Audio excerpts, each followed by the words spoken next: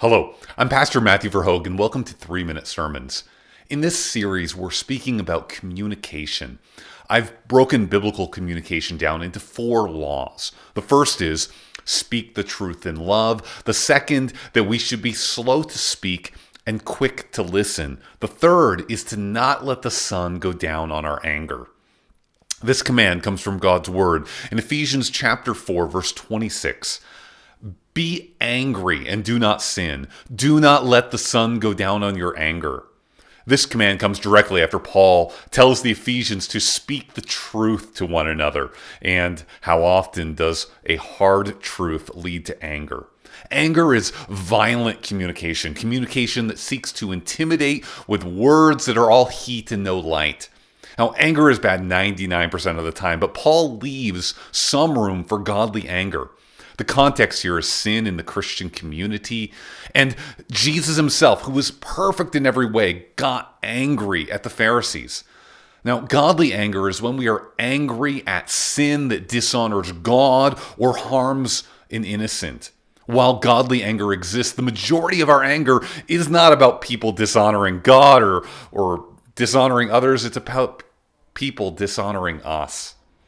Even just anger cannot dwell in the human heart for more than 24 hours without turning bad. Like milk left out too long, it will turn sour.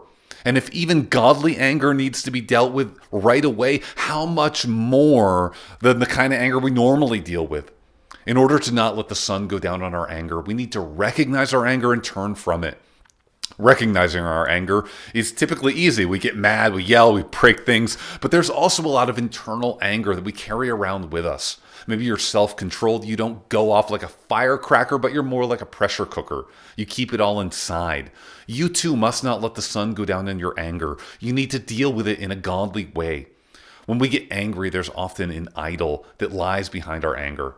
I care more about my car than the person who scratched it by carelessly opening their door at the mall.